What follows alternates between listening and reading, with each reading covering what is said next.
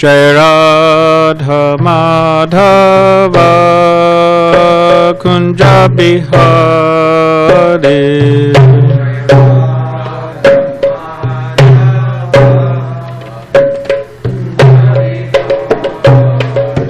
Jai Radha Madhava Kunja Bihari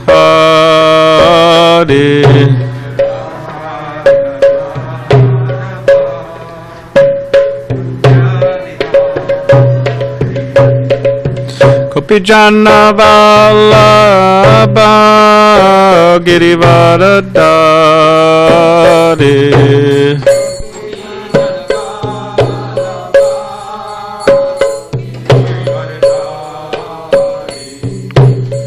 Gopijana Vallabha Girivaradari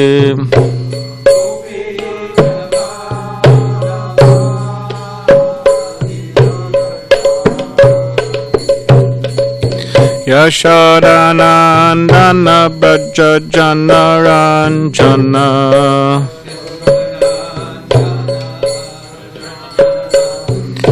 Yashodanandana Braja Jana Ranjana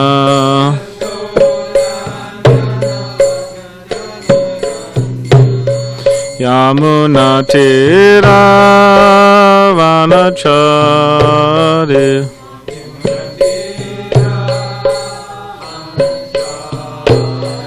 Yamuna Tira Vanachari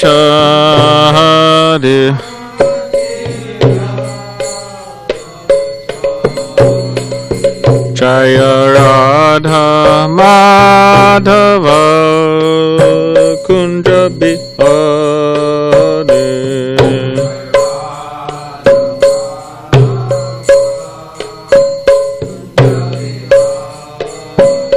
Jaya Radha Madhava Kunja Bihari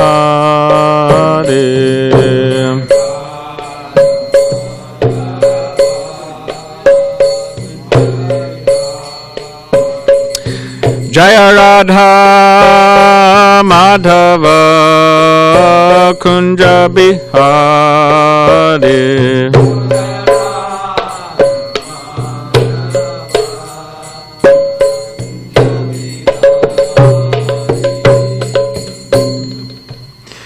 Jam Vishnupad Paramahamsa Purivajikacharya Ashtottara Shatashi Shamari Savangay Sesi Bhaktivedanta Swami Prabhupada Ki Jai Jayam Vishnupad Paramahamsa Prakash Jayam Vishnupad Paramahamsa Parivrajacharya Ashtottara Shatashi Shamari Savangay Srila Bhakti Siddhanta Saraswati Thakur Prabhupada Ki Jai Ananta Koti Vaishnav Vrinda Ki Jai Namacharya Srila Haridas Thakur Ki Jai Prem Sikaho Shri Krishna Chaitanya Prabhu Nityananda Shri Advaita Gadadhar Shrivas Adi Gaura Bhakta Vrinda Ki Jai Shri Shri Radha Krishna Gopinath Shamakund Radha Kund Giri Govardhan Ki Jai Vrindavan Dham Ki Jai Navadvip Dham Ki Jai Ganga Yamuna Mai Ki Jai Tulsi Maharani Ki Jai Bhakti Devi Ki Jai Samaveta Bhakta Vrinda Ki Jai No Govardhan Dham Ki Jai.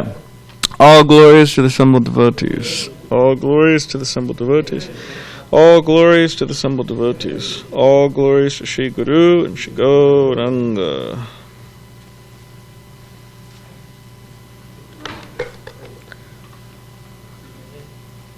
Hare Krishna. Om Namo Bhagavate Vasudevaya.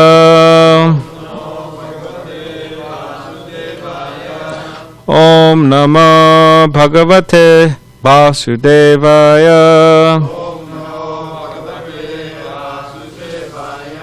Om Namo Bhagavate Vasudevaya. So this morning we're reading from the Srimad Bhagavatam, Canto 4, entitled Creation of the Fourth Order. Chapter 29, talks between Narada and King Prachanibarhi. We're on text 78. Everybody could please repeat after me. Yada chaish charitan yayan karman karmani achinute sakrit sati karmani avidyayam bandha karmani anatmanaha yada charitan dhyayan karmanya chinute sakrit sati karmanya vidyayam bandha karmanya anatmanaha yada charitan dhyayan karman yachinute sakrit sati karmanya vidyayam bandha karmanyanatmanaha yada charitan dhyayan karmanya chinute sakrit sati karmya vividyayam bandha karmanyanatmanaha. Let's chant.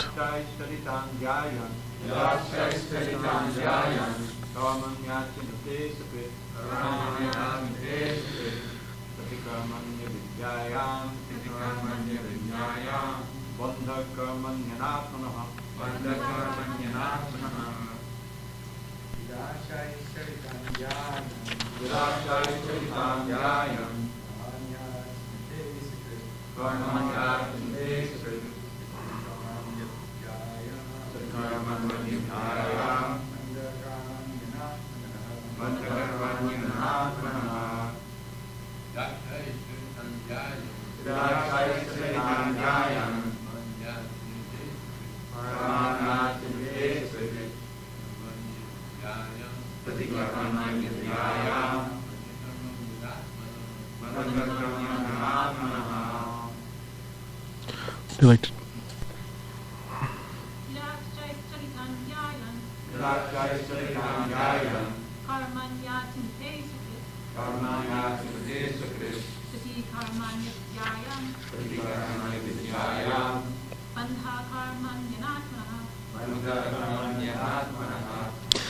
Okay, word by word.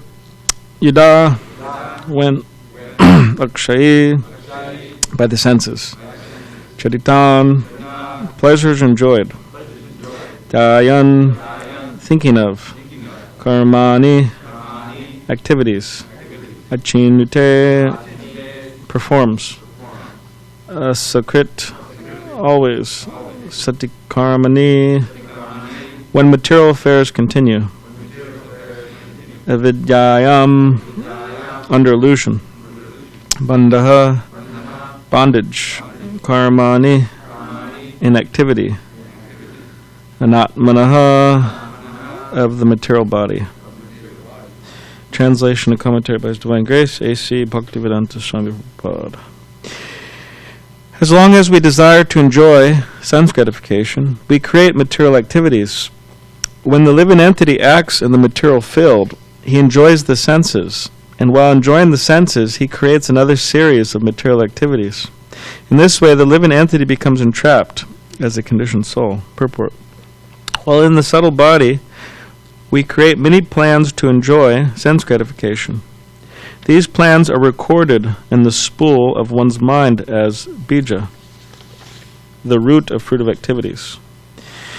In conditional life, the living entity creates a series of bodies, one after another, and this is called karma bandhana, as explained in Bhagavad Gita, chapter 3, text 9, Yagya tat karmano nyatra loka yam karma bandhana. If we act only for the satisfaction of Vishnu, there is no bondage due to material activity. But if we act otherwise, we become entrapped by one material activity after another. Under these circumstances, it is to be supposed that by thinking, feeling, and willing, we are creating a series of future material bodies. In the words of Bhaktivinoda Thakur, Anadi karama phale padi bhavarna varjale, the living entity falls into the ocean of karma bandhana as a result of past material activities. Instead of plunging oneself into the ocean of material activity, one should accept material activity only to maintain body and soul together. The rest of one's time should be devoted to engaging in the transcendental and loving service of the Lord. In this way, one can attain relief from the reactions of material activity.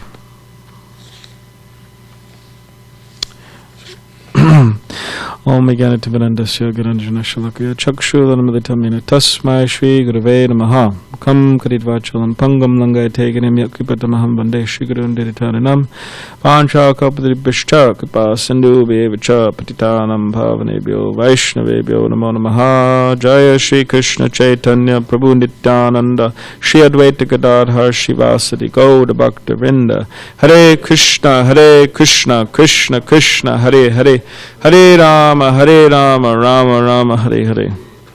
So I'll read the translation again. As long as we desire to enjoy sense gratification, we create material activities. When the living entity acts in the material field, he enjoys the senses, and while enjoying the senses, he creates another series of material activities. In this way, the living entity becomes entrapped as a conditioned soul.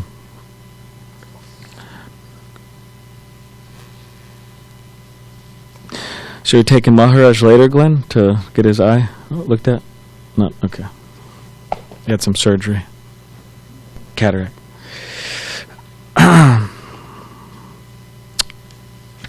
So Srila Prabhupada, he quotes, as he would do always in his purports, in his talks, and so on.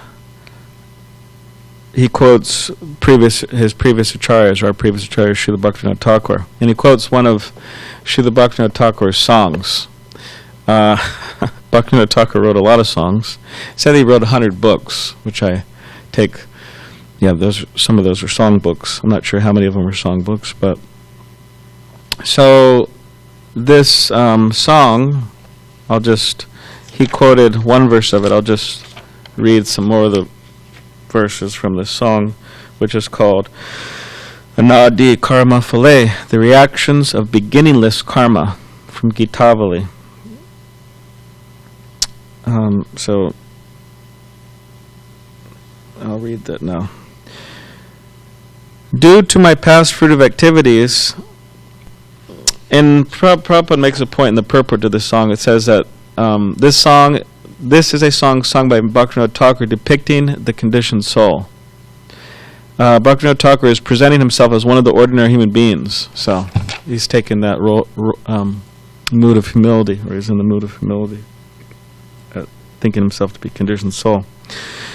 So here the song is, due to my past fruitive activities, I have fallen into this great ocean of nescience, ignorance, and I do not find any means of getting out.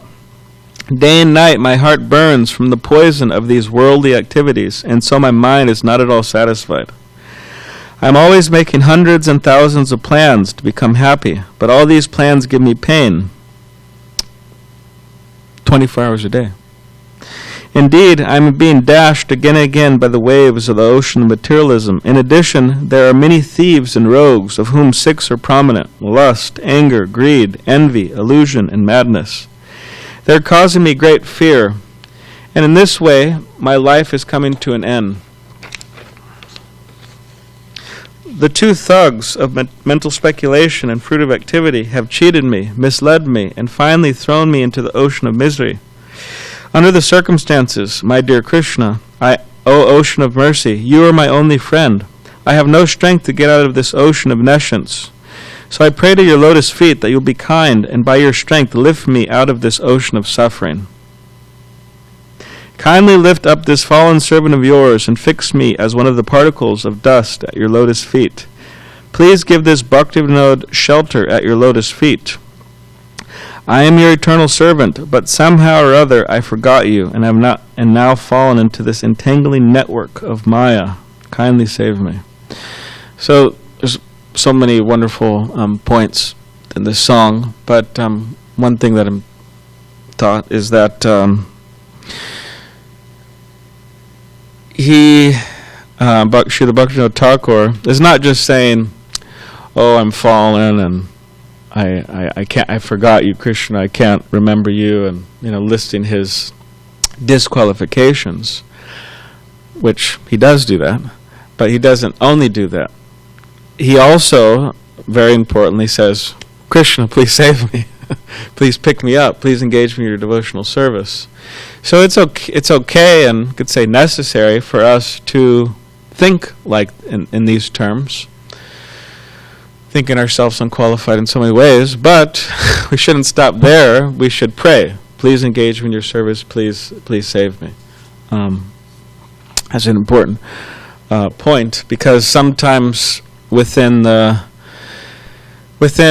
religious circles, within spiritual circles, within the International Society for Krishna Consciousness, but I'm sure it's happening in all religions, that the mark is very high, actually. The mark is quite high to be a devotee of Krishna. And sometimes in our attempts to try to be a devotee or try to practice Krishna consciousness, we feel, oh, well, I'm hopeless. I have so many problems, so many issues, I have so many material desires, right? How can I ever become Krishna conscious? So these are good if properly directed. You say, okay, now let me engage in some service. Let me do something for Krishna.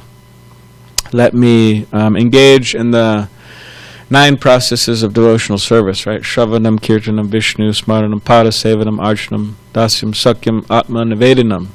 Hearing, chanting about Krishna, remembering him, engaged in deity worship, surrendering everything, becoming his friend, and what else? Prayer. Yes, prayer. Prayer. Let me engage in these different activities. And that is the difference between one who will ultimately be successful and one who will also ultimately be successful, but will be struggling a little more or taking a little longer. Is that what do they do with their feelings of being fallen? What do they do with them? So depending on that, how they direct it, they'll be more successful or less successful faster. So yeah, that's one point. That's what I thought to bring up.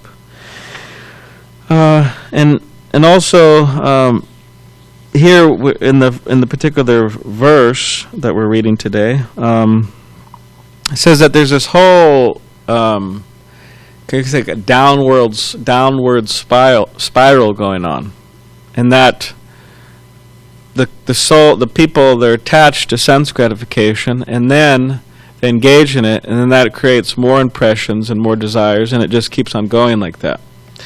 And it's very difficult to see when it'll break, when it'll stop. And Krishna, he mentions this to Uddhava in the Bhagavad Gita, in the Uddhava Gita in the 11th canto. He says that although my devotee knows that all material sense gratification leads to misery, they know that, but still being unable to give up that sense gratification, sometimes they engage in that sense gratification, and but Krishna says that they sincerely repent such things, and he says that my devotee should remain happy, engaging in my service and remain happy. So just like with japa, with our chanting of the holy names. Now, when we first join, unless we're descending from the spiritual world or something like that, when we first join, are very fortunate, generally, the chanting of 16 rounds, first it's 4 rounds, 8 rounds, 6, usually. But eventually someone will make it up to at least 16 rounds a day, for those people who do that. And when we first start that process, the chanting generally will not be fully concentrated or we won't be fully attentive. There'll be offenses there, which one of them is to be inattentive while chanting.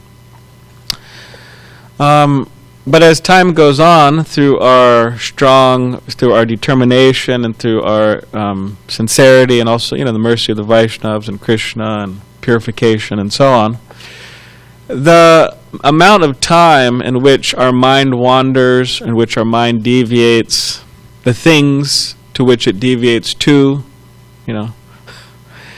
it changes. The amount of time changes. It becomes less, until we're just fully concentrated on the holy names. And also the nature of which, the things in which our mind wanders to also changes.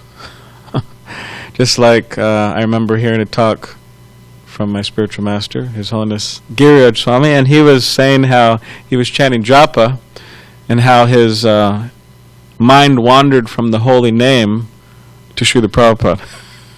That was his, mind wandering.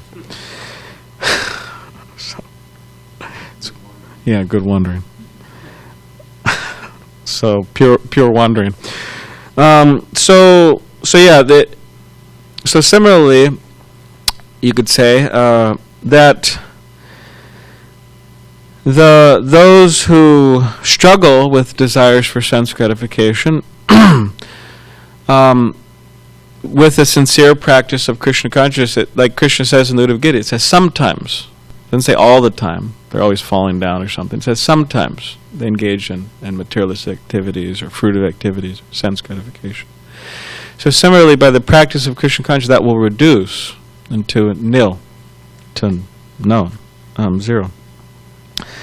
And this is this will be our great fortune.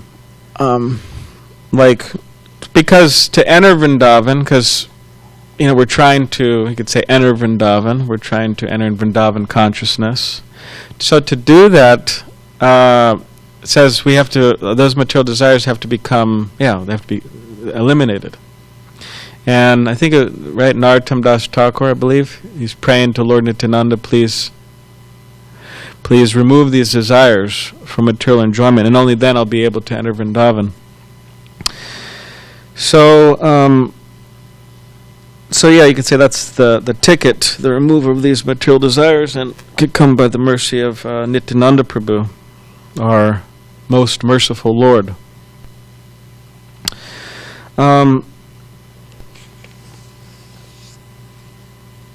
And part of getting the mercy of Nityananda Prabhu is us following what Krishna says here in the Bhagavad Gita, Yagya tat karmano nyatra loka yam karma bandhanaha. So it says that all work should be done for the pleasure of Vishnu, for the pleasure of Krishna, as a sacrifice. So our life is meant for Yagya. Human life is meant for Yagya. Means sacrifice. So sacrificing our body, sacrificing our mind, sacrificing our words, sacrificing everything we have, and also getting stuff, to sacrifice. Right? We make arrangements. Just like, don't mind, but just like, Giridhari Priya here, he makes special arrangements to get these special flowers from India, which some of those flowers we suspect will be used for weddings, right? He's getting those flowers and offering to Radha Giridhari. This is a important service.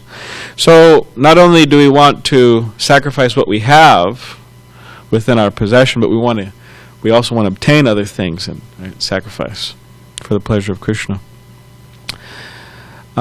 Just like one time, I think, Tamal Krishna Goswami was in America, and he left India as the GBC. He was the GBC there, managing India largely, of course with the help of Srila Prabhupada. But he came back to America to preach, and Prabhupada was feeling his absence in India, because he was a good manager. So Prabhupada was encouraging me, please, come back to India. And Tamal Krishna Goswami said, well, I'm preaching, Prabhupada. And Prabhupada said, what is this preaching? You come back here and, come to India, right? And help me. And they had an interesting relationship. A lot of devotees, if Prabhupada wanted them to do it, they say, okay, Prabhupada, and they just, pack up and go. But he said, Prabhupada, I'm preaching here in America.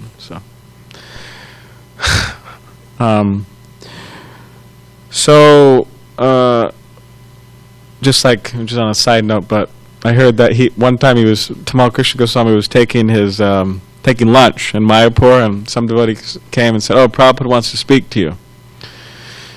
And anyways, this is their relationship, and whatever, who could understand, I can't understand, but just comment on the nature of the relationship. But so he heard that Prabhupada wanted to see him, and then he said, okay, so you could tell Prabhupada that I'm going to finish my lunch, I'm going to take a little, rest, and then when I'm well rested, I'll come and I'll speak with him, Anyways, so while a lot of devotees just hop right up and run to Prabhupada. So in America, Prabhupada was encouraged him to come back to India, and Prabhupada saying, "What is your preaching?" So then Tamal Krishna Goswami said, okay, I'll show you, Prabhupada. So then he brought in these 10 young men, nicely shaven heads and, nice tilak, saffron cloth. He brought them in, and, they all had a rose, to offer to Prabhupada. So they offered to Prabhupada, offered their dandavats. And Prabhupada was very happy. He said, okay, you could continue in America. This idea, offer a garland of jivas, right? So offer a garland of souls to Krishna, to the spiritual master. So to try to spread Krishna consciousness. So it's meant for Yagya, which this principle of Yagya, that is what makes us different from the lower species of life. Now, of course, a lot of New Ager people or certain people, they feel, animals, they're like just advanced as human beings or something like that. I can't fully grasp what they're trying to communicate, but sometimes they have a problem with this idea because Prabhupada would say, animals are just eating, sleeping, mating, defending, and a lot of people, or some people, they have a problem with, they're actually quite advanced, and they're just, in that animal body and all this. So anyways. But, as Prabhupada would say, and as I'm repeating that, animals eating, sleeping, mating, defending, their intelligence is limited, restricted to that particular body. They can't meditate, read the Bhagavad Gita, and so on.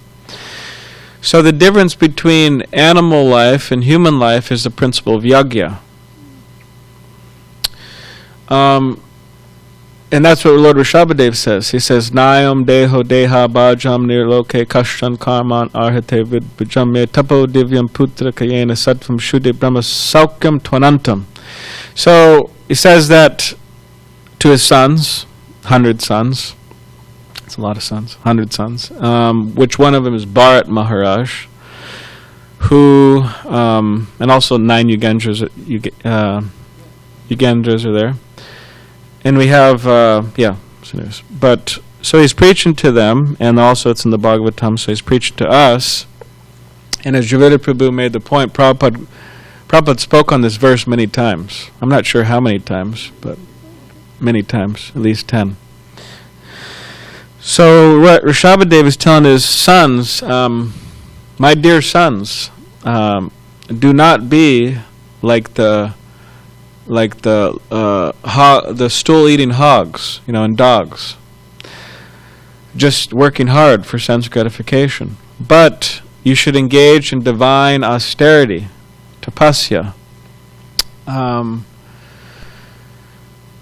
by which engaging in and becoming advanced in Krishna consciousness, one will be able to experience Brahmasaukam Tvanantam, this unlimited happiness, satisfaction, spiritual bliss.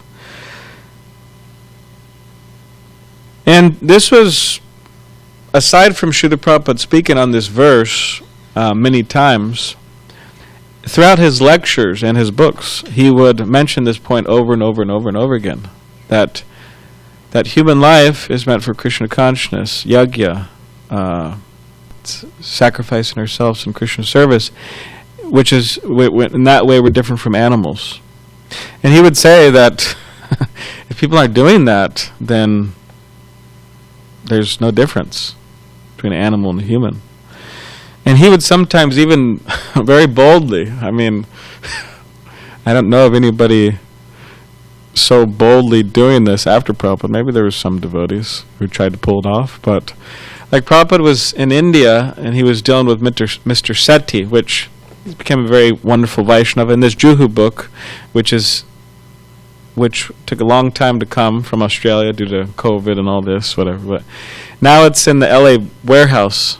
They arrived there Saturday, and they should be sending out copies, this coming week. So it's there.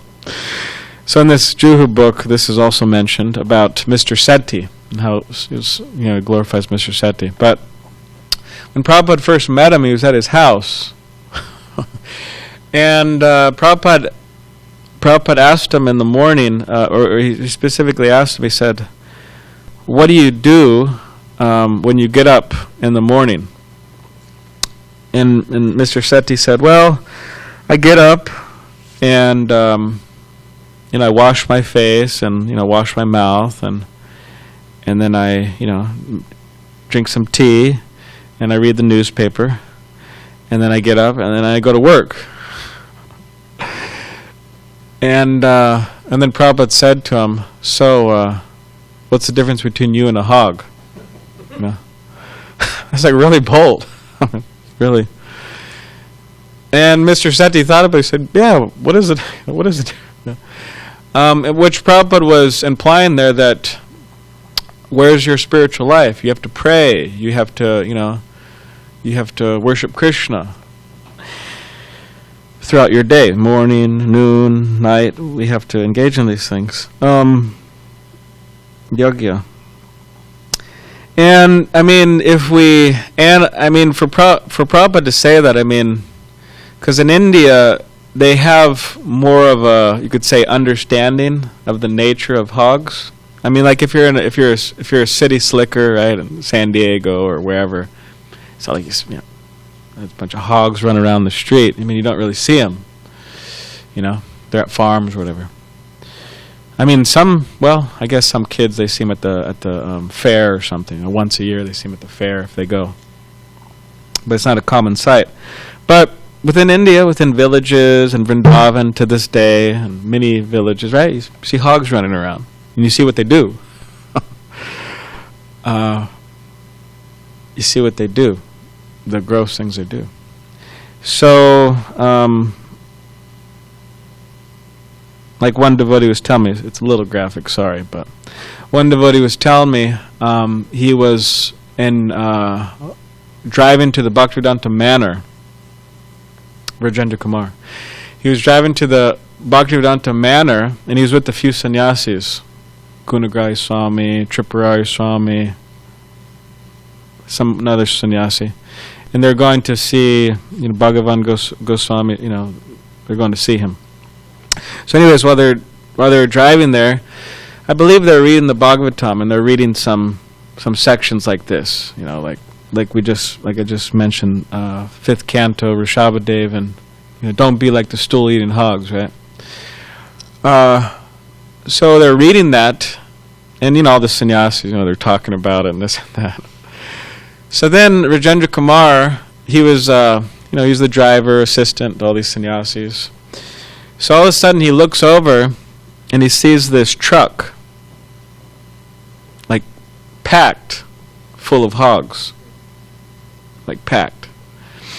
And then, while they're reading and discussing these sections of the Bhagavatam, all of a sudden he sees one of these hogs pastul.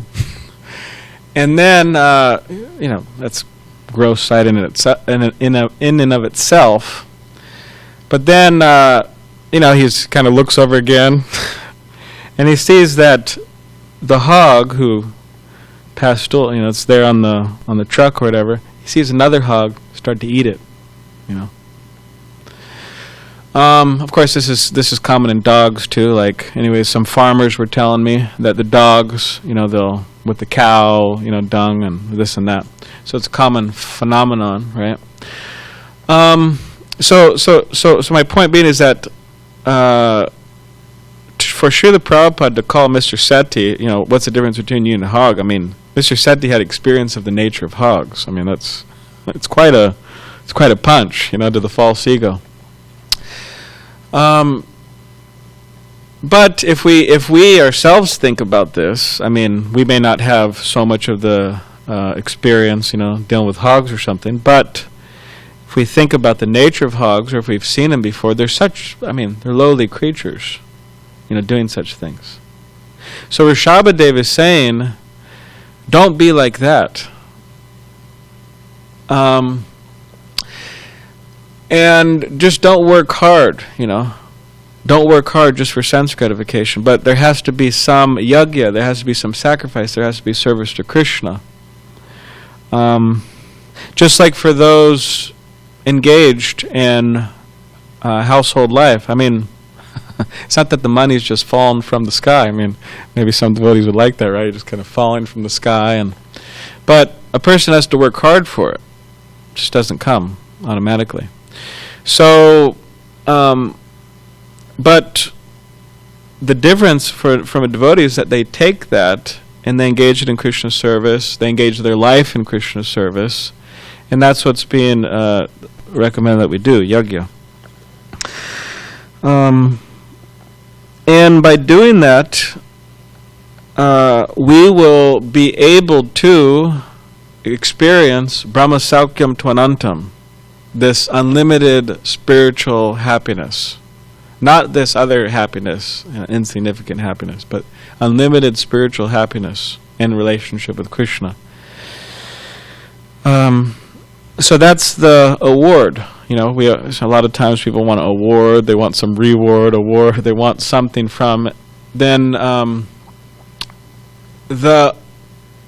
what we get from this sacrifice is this Brahma Saukyam Tvanantam, this unlimited spiritual happiness. And aside from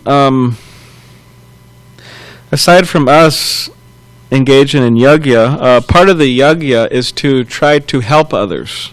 That's part of the yagya. That may be our friends, our co-workers, our pet animals. I don't know. It might anyone, strangers, anybody and everyone. Yadi Dekitaka Krishna Badesh.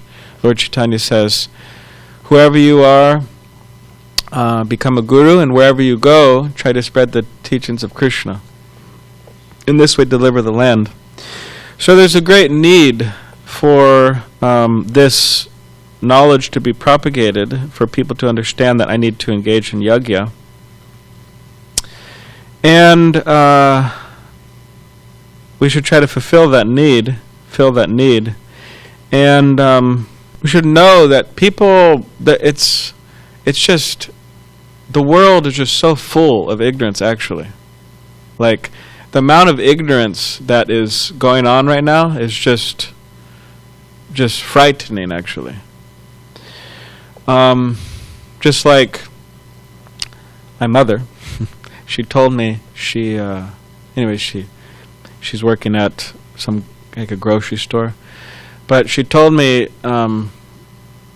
she walked out of the grocery store and she saw these group of young teenage girls kind of hiding, behind some bushes. And my mother's, what are they, what's going on over there? Maybe they're doing some drugs or something. So what's going on? So then she walks over there and she sees these young teenage girls. We're talking, somewhere between under 18. Under even 16, I think, but young, maybe 16, 17, 14, 14 to 17. So you see these young girls there, and my mother says, they're young and attractive, and And my mother says, well, what girl isn't attracted, when they're young, because that's the nature's, right, arrangement for procreation and so on. But so they're all sitting there, and then my mother sees they have 7 bottles of NyQuil. And NyQuil, people drink a little bit to go to sleep or whatever. But some people apparently, they take it to get intoxicated. So my mother said, "What are you doing?" And they said, "Oh, we're trying to get high." And then my mother said, "You aren't old enough to buy that. Did you steal that?" And they said, "No, some guy bought it for us." And my mother said, "Give it to me. Give me it all right now." And she says, "If you don't give it to me, I'm going to call the cops. Give it to me right now." So, I asked her, "Did they give it to you?" And she said, "Yeah." They gave her all the NyQuil. And then another one of her workers came out, and he saw what was going on. And then he said, "What are you doing?" And they said, "Oh, we're trying to get high." And he said, "Trying to get high?" He said, "That stuff is disgusting. I can't even have a spoonful of that, And I was thinking the same thing. It's like, geez, Yeah, NyQuil. Bottles of NyQuil. Yeah, NyQuil? It looks like a cough syrup, and you take some syrup. It's like a syrup. You take some syrup, and then it helps you go to sleep. When you're sick. Yeah, when you're sick. Yes. Yeah, stop the coughing, helps you sleep. So, Hare Krishna. And my mother was also telling me that, now there's a lot of hand sanitizer out, right? She's telling me that people are drinking hand sanitizer. Teenagers. Yeah, to get high. And it works, apparently. Don't try it at home, but it works. There's a lot of alcohol. So, anyways, I saw something and it said, some article and it said, there's plenty of videos you could see, social media and so on. You could see where teenagers are drinking rubbing alcohol and they're getting drunk. There's videos of that. And there's also videos of teenagers putting rubbing alcohol on their skin and lighting it on fire.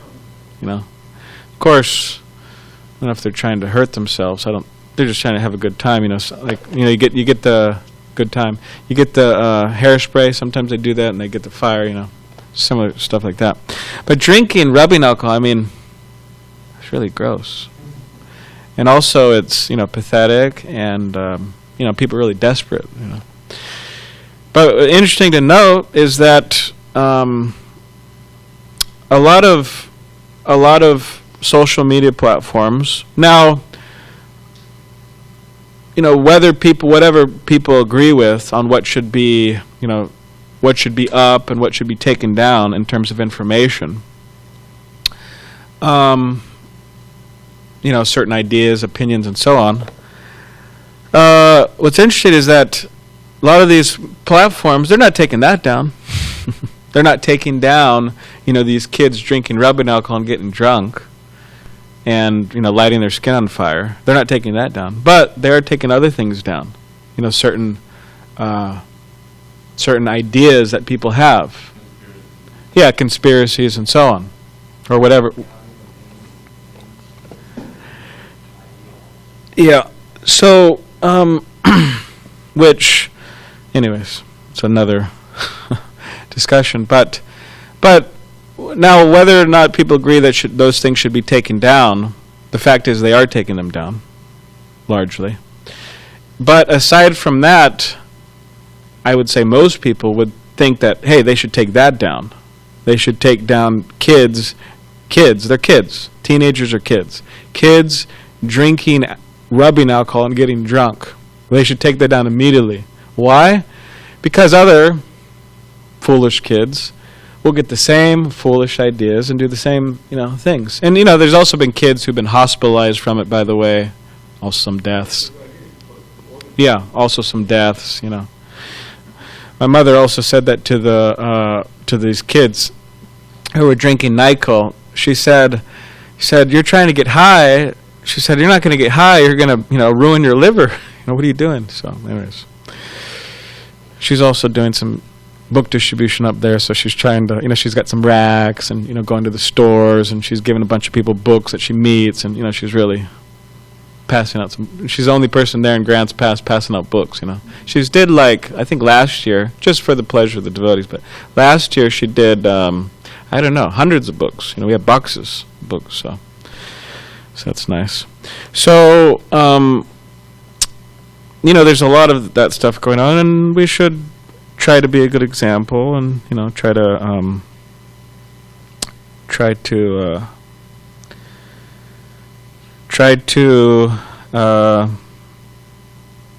be a good example, and try to help people. When they come, it's our duty to be a good example, and for someone, this person has whatever, good qualities, knowledge, so on, and then they'll be inspired, and also going out and so on. So. And in this way, within ourselves, we could cut this vicious cycle, and also we could try to help others cut this vicious cycle. Okay, does anybody have any questions or comments about any of this?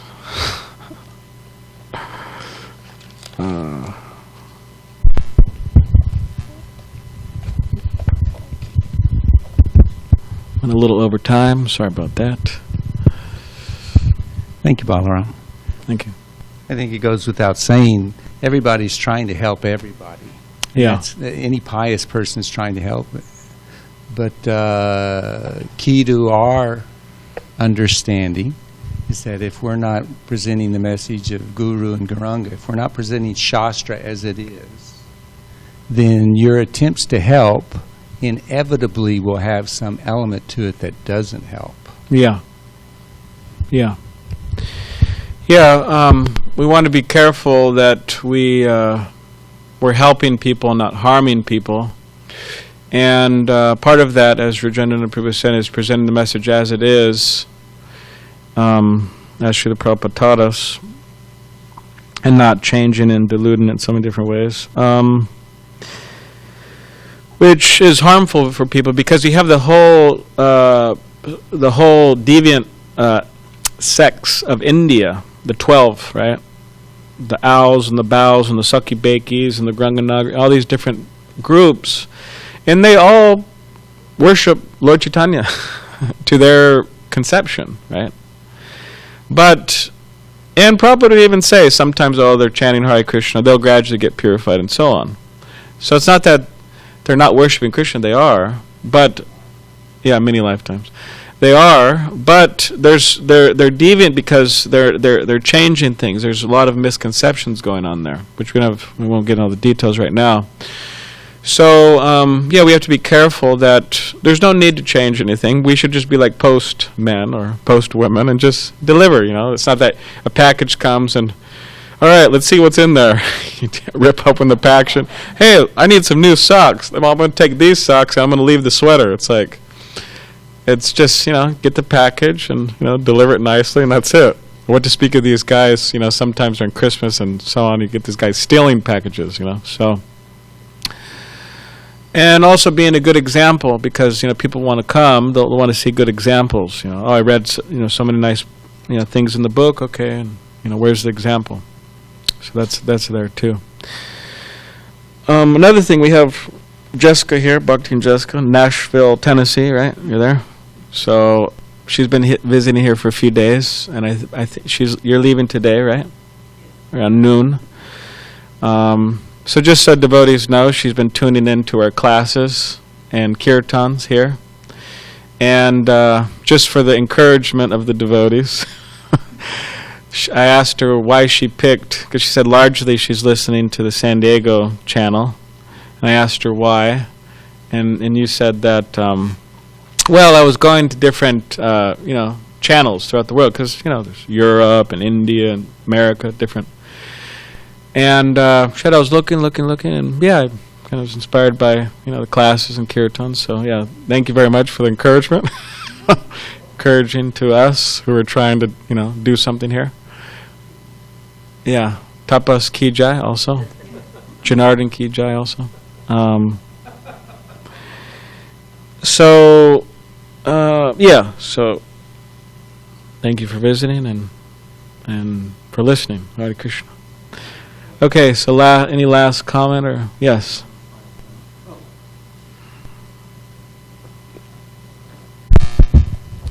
One thing I've noticed about Bhakti and Jessica, I've never seen I assume you're fairly new to this, a couple of years. She chants incredible Sanskrit. Oh, yeah? Yeah. Nice. It's like, she's been cultivating that for many lifetimes, I think. It's very exceptional. Nice. And she bought 2 Bhagavad Gitas from Vijay Prabhu when she saw him at the beach for $50. It's good donation for books, right? Anyway, so we don't want to keep on going on. Oh, okay. Teachings of Lord Chaitanya, Journey of Self-Discovery. Nice. And she brought Tim, her friend, to the Bhagavad Gita class last night. Yeah, he lives here. So he got prasadam and so. All right. Okay. Grantaraj Srimad Bhagavatam ki jai. Srila Prabhupada ki jai. Shri Shri Radha Giridhari ki jai.